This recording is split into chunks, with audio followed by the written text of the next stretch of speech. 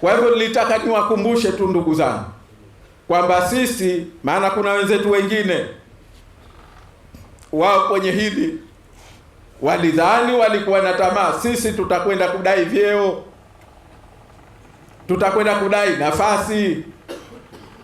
Sisi tokea mwanzo tulisema tunakwenda kuitafuta Zanzibar, na ndio maana slogan yetu kwenye uchaguzi tulisema ni mwaka wa kuinusuru Zanzibar. Tuliona imeharibika, imepotea. Kwa hivyo mazungumzo yetu yote tulikwenda kuitafuta hiyo. Nilitaka hilo niwakumbushe. Tumefahamiana? Ni kuanza kwa mchakato wa kutungwa kwa katiba mpya ya Zanzibar.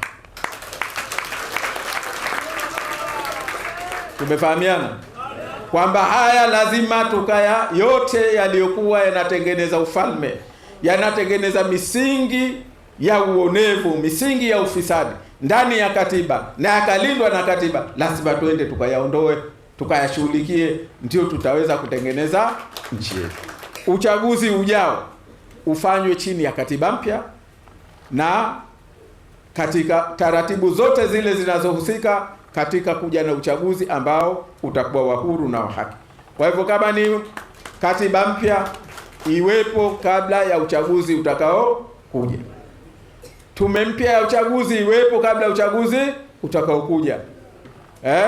Mfumo mpya, utaratibu wake, sheria mpya, haya Zanzibar vile vile.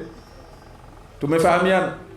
Moja kati ya jambo ambalo naweza kuhakikishia watu wote ni kwamba hawa Wazanzibari lazima wataupata ukombozi wao, kwa sababu ya imani yao, umoja wao na mshikamano wao na kujua nini wanachokipigania. Si ndio ndugu zangu? Zanzibar mnataka nini? Zanzibar mnataka nini? Zanzibar mnataka nini? Hawa ndio Wazanzibari ambao mimi binafsi wananipa matumaini makubwa sana kwamba wataikomboa Zanzibar, na ukombozi wa Zanzibar utakuwa una maana ya ukombozi wa Afrika Mashariki na Kati, kwa sababu hiyo ndio hadhi ya Zanzibar.